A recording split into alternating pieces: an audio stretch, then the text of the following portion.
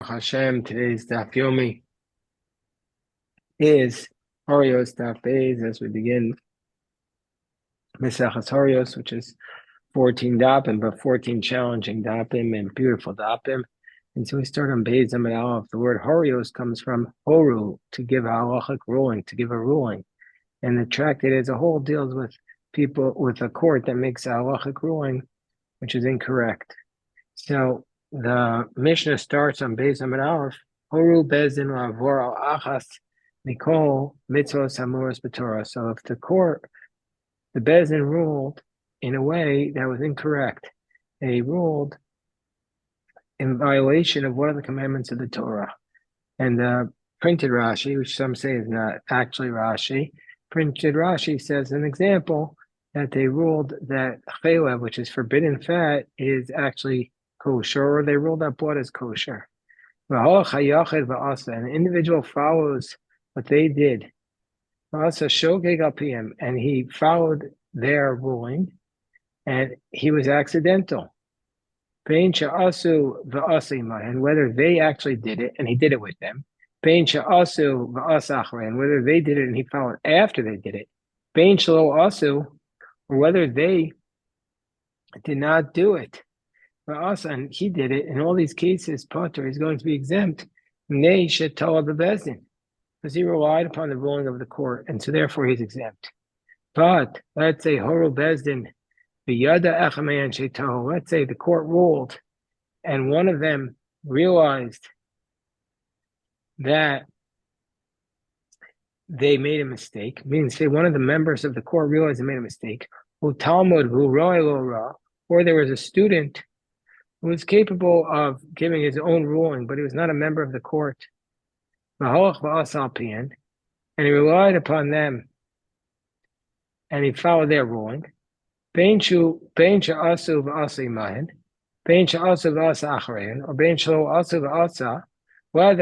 he did it with them, whether they did it and he followed them, or whether they didn't even do it at all.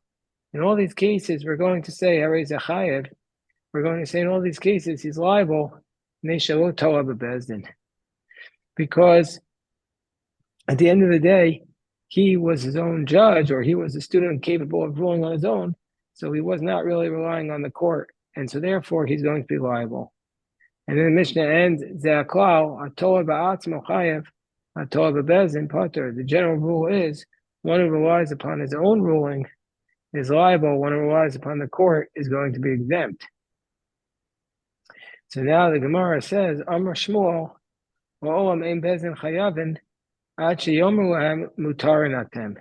Shmuel says, what's the point in which the court... Good morning, Jeff. Good morning, Boker Tov. Shmuel says, we just started the Gemara. We finished the first mission. We just started the Gemara. And it's a very, very challenging Gemara, so you have to pay very precise attention. So Shmuel says the court is only going to be liable unless they say mutar natem. It's not if they just have a discussion. Not so. What do you mean? Why are we talking about the court being liable? The first mission was talking about an individual being liable. So Rashi, again, who's not necessarily Rashi here, explains that if the majority of the community, or the entire community, or the majority follow a court's ruling, then the court would have to bring what's called a par ha'olam davar shel tzibor, a communal bull offering. So says Shmuel, this court will only be liable if they said mutar natem, you're allowed to do it. But if they just had a discussion and the majority of the community follows it, then they're not going to be liable. Whereas Rav Dimi min Ardai Amar Ad sheyomer lahem mutar natem asot. Rav Dimi min Ardai says that the court will only be liable if they say not just you're allowed, but mutar natem la'asot, that you're allowed to actually do. They have to use those words in their ruling. And so therefore, that's where the court has liability, where they say mutar natem la'asot. So in this context, Gemara comes along and says, my time. And what's the reasoning for Rav Dimi? because their ruling was not complete unless they used the word la'asot. The Gemara is going to bring three Mishnayos that support Rav Dimi, that the court's only liable if they use the word la'asot.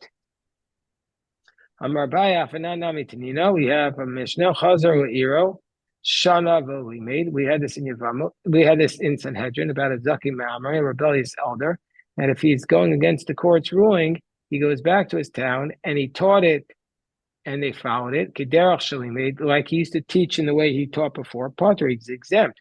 Orola Asos, but if he says this is what you need to do, Chayev, then he's liable. If he just taught that this is the ruling, but he didn't tell them to do it, he's not liable. But we see from here it's on whether he actually gave a ruling to do it that he has liability. And Amar Abba Afanana Mitanina, we learned this from Yivamos Horu Abezdin. We now say that if a woman on the basis of the court ruled that she could remarried, V'hocha v'kilkula chayavas bekarbon, and they said she's allowed to remarry, and she went and she didn't remarry, but she had relations. She thought her husband was dead, and she just had relations with a different guy. And under those circumstances, chayavas bekarbon, then she would have to bring a sin offering. Shaloli tirua eloli nase, because they really only allowed her to remarry. But anyway, we see from here that the ruling was horu abezdin nase. Why is she liable? Because they gave a ruling for her to remarry, and therefore, so why does she have to bring a sin offering in that case? Because she wasn't relying on the court. But if she relied on the court there, she would be exempt. And now we have the third case. In the third case, the third source is from our Mishnah.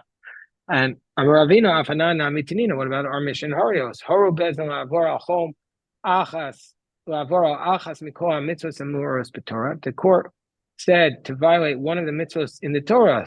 So we see from here that they have to have actually given the ruling. If they didn't actually give the ruling, then we're going to say that he's liable to bring a sin offering. And we can't say he's exempt because he's relying on the opinion of the court. And so therefore we have su'omidi, and we don't need anything else. That this is the support for Avdimi's ruling that they have to, that the court has liability only when they said la'asot, to actually do. We have an alternative version which reverses the opinions and brings the proofs against Rav Dimi. Ika de Amri, alternative version, which is the exact opposite. Amar Shmuel ein bezdin chayaven ad sheyomer lehem mutar natem la'asos. When is the court going to be liable for a sin offering? When they say you are allowed to actually do it. Rav Dimi nardai amar fil mutar matem. Even if they said just that you're allowed, nigmar, that's considered like they ruled it. Amar Abai, so Abai brings three questions against Rav Dimi this time. Valo tanan, hachi, but we didn't have it. Don't we have a Mishnah? Chazar iro v'shana olimei k'derach shalimei pater horo lasos chayef. So that's against Rav Dimi. And Amar Rabbi Abba, valo tanan, hachi. What about from the Mishnah Yevamos? Horo abedzel, say v'hocha v'kilkoa chayeves bekarvan. If she relied upon their ruling, but she didn't rely upon, if they gave a ruling, but she didn't rely upon it, she's liable to bring a sin offering. They only allowed her to remarry. And didn't we learn? That we see from here these three cases which prove that you're only liable if the court is only liable, and you're only exempt if they gave the actual ruling. So these are questions against Rav Dimi according to this version. The Su'omidi. Ravina's challenge? It's from our Mishnah. Because that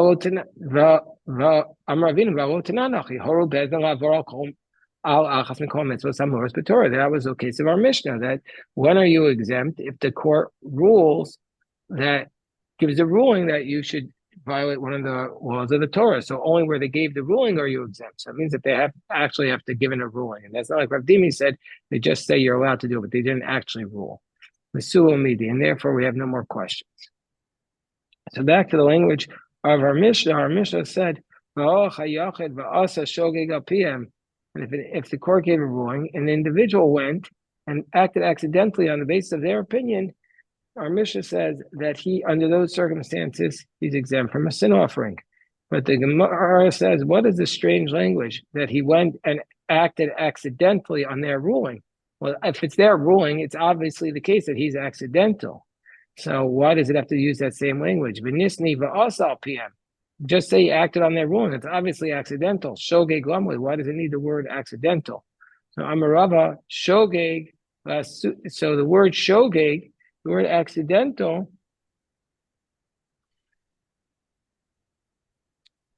So the word or different version. My problem, one of the reasons why Horayos is so difficult is because there's not necessarily a clear accepted text, because there's a lot of different discussion about the text, because it wasn't a Masechta that was learned as often. So some say the version here is Tarti Ketani, that Rava says both of these things are needed.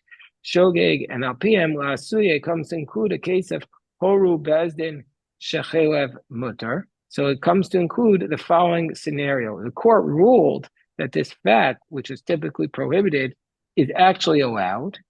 And then this piece of meat, which really should have been prohibited, but the court ruled is permitted, the chelav, got mixed up with a kosher piece of fat. And he ate it. So then, under those circumstances, pater. Even though he did it exactly,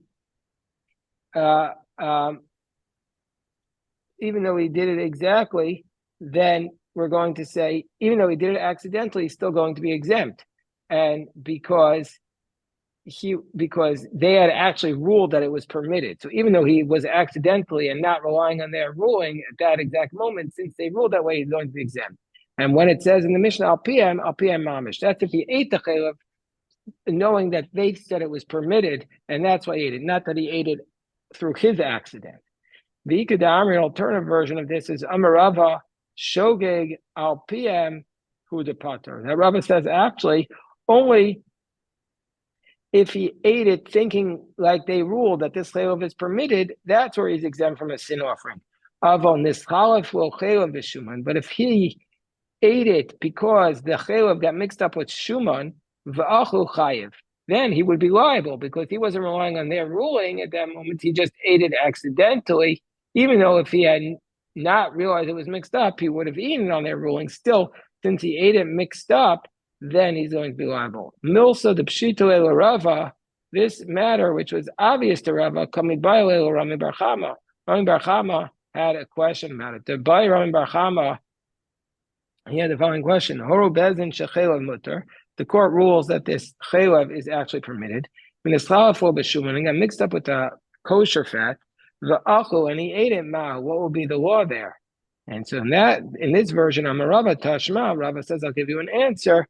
Halach yachid va'asa shogeg al PM, which means to say shogeg al PM. Why does he have to use this language? V'avla asuye is even coming to include horu bezin shechelev mutar v'neslach chelev b'shuman v'achu pater. And under those circumstances where the chelev got mixed up with the shuman, he'd be exempt. So the Gemara says, but why is that approved? Doma shogeg al PM u'de pater. Maybe he's only exempt if he actually ate it as chelav on their ruling, but not because it got mixed up. So that's why that's why Rami Bar Chama was not sure. And Ikadami, now we have a fourth version of what Rava said.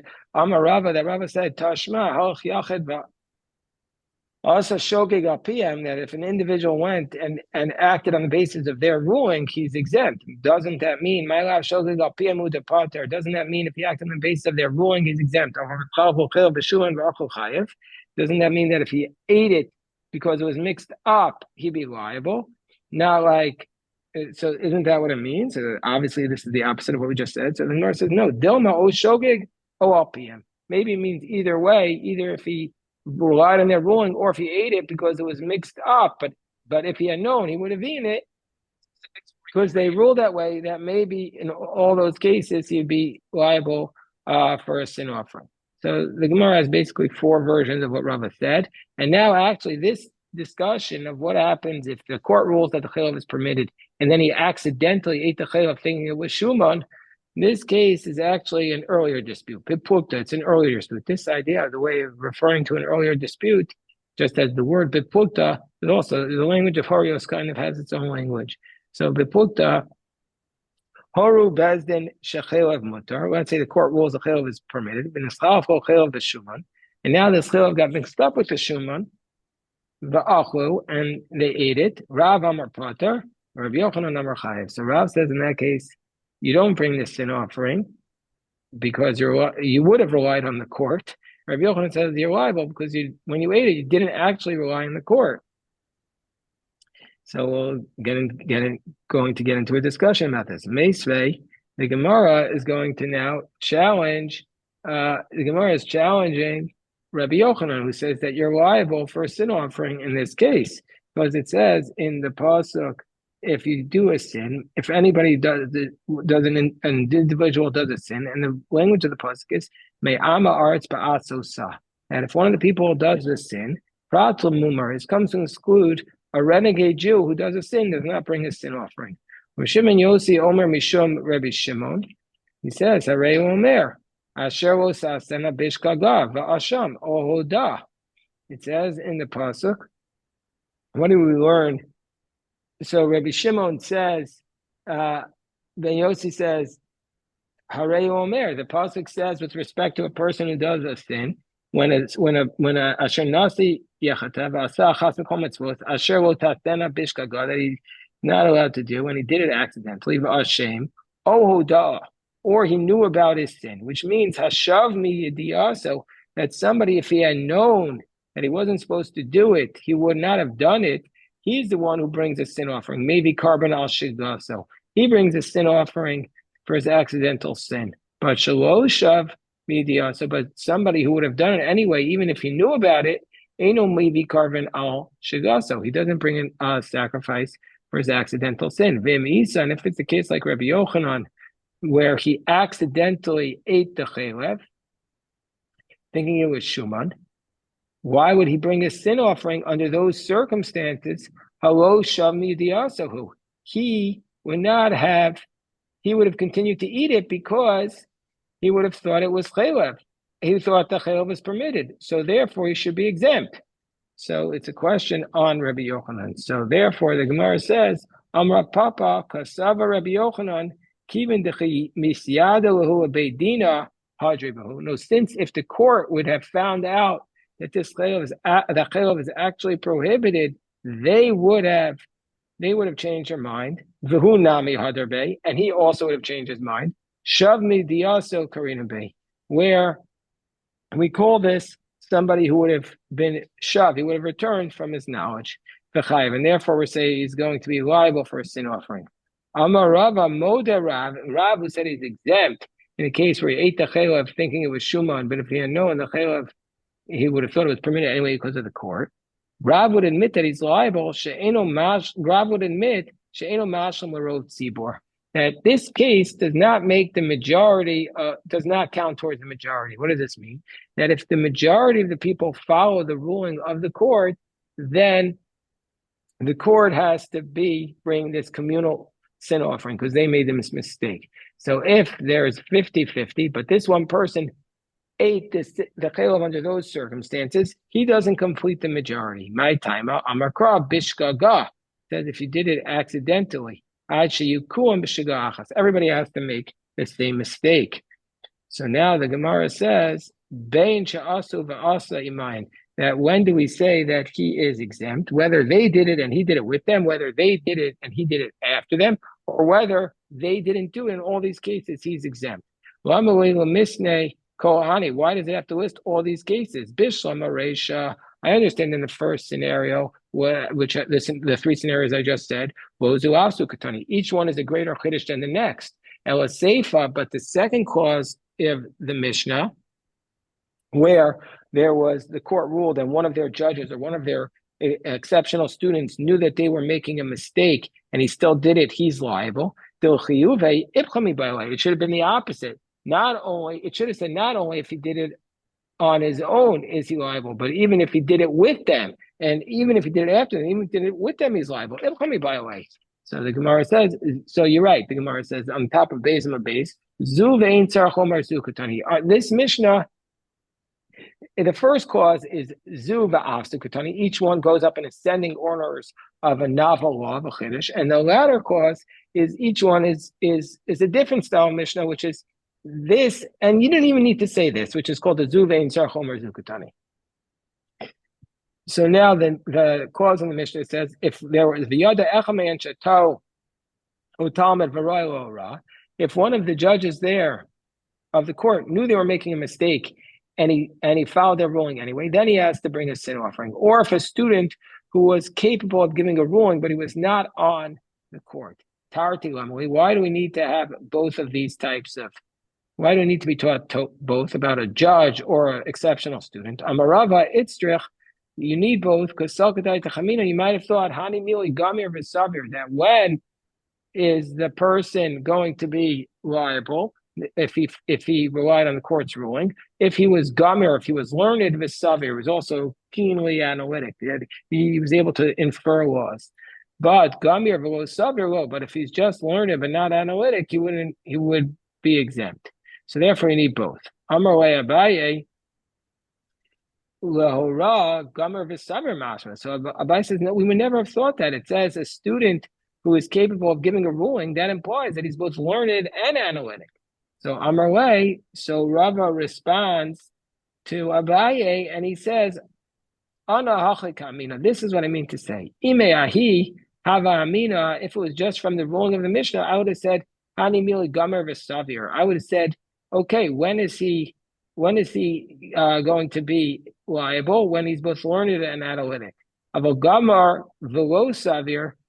But if it had a case of somebody who was learned but not analytic, well, so therefore, I would have thought if he was just learned but not analytic, I would have thought he would not be liable. And therefore, the Tana says the second case, not just the case of the judge, but also the student. Tana Roy Lo Ra.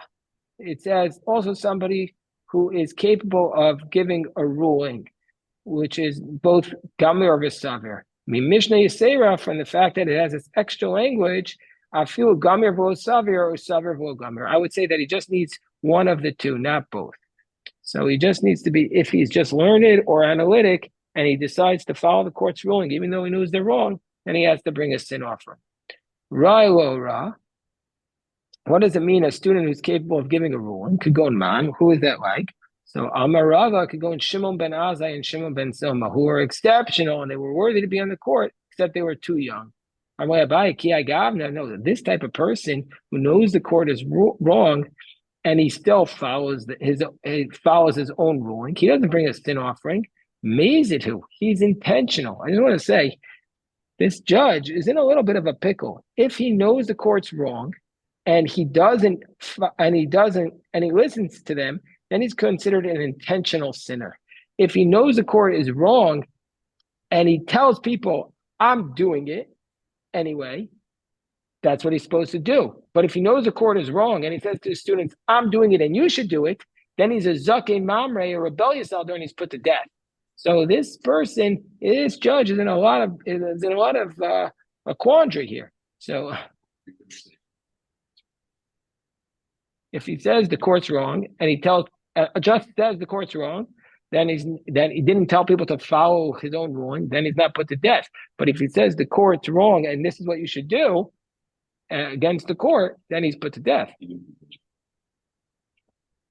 In his opinion, obviously, he thinks the court's wrong. That's called a Zakeh Mamre, the rebellious elder. So he says, this is intentional if he's such an expert.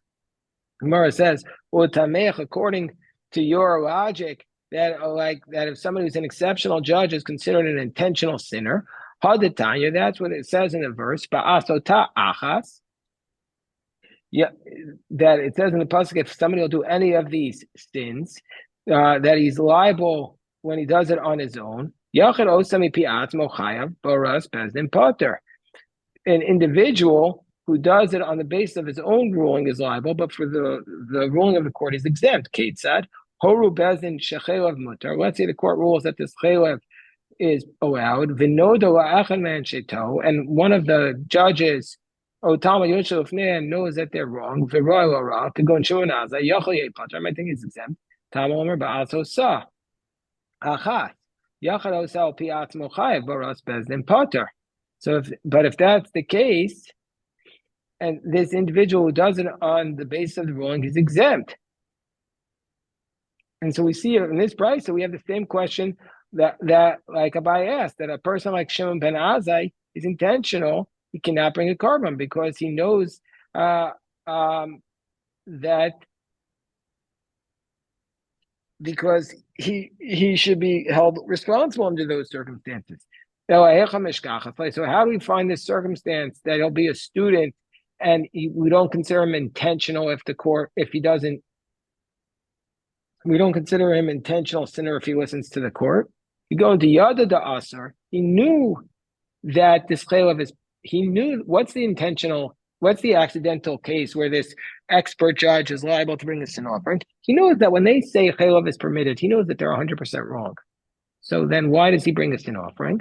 Because he's making a mistake, but mitzvah l'shmo divrei chachamim. He thinks I still should listen to them because it says in Torah you have to listen to the words of the sages. That's what his mistake is. It doesn't say it in Torah. It says in Yevamos. It's a mitzvah to listen to the words of the sages.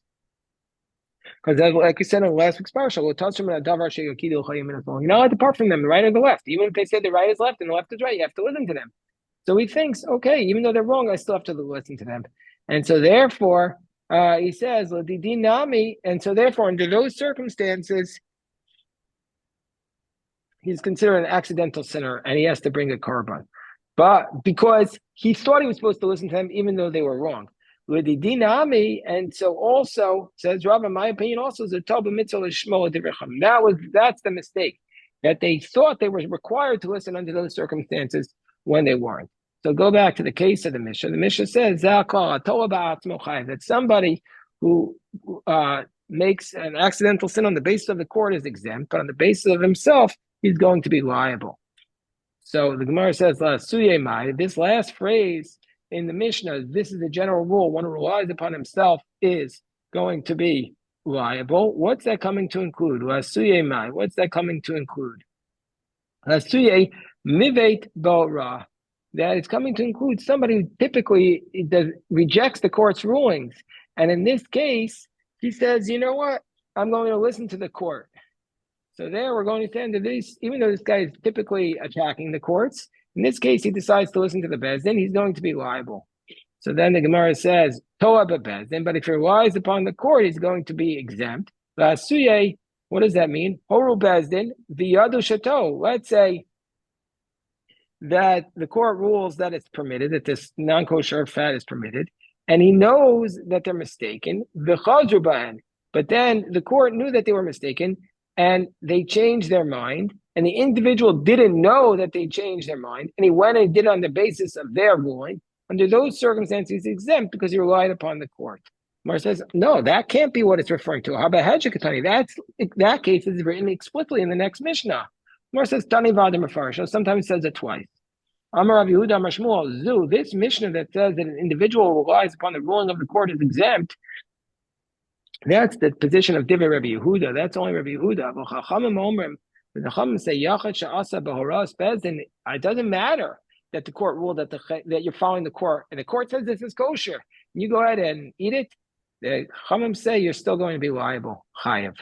My Rabbi Yehuda. How do you know Rabbi Yehuda says this? The Tanya, it's from a brayso of him. Nefesh achas tachata b'shgaga ba'asosa. It says in the pasuk, if one person will do this sin accidentally, to do it.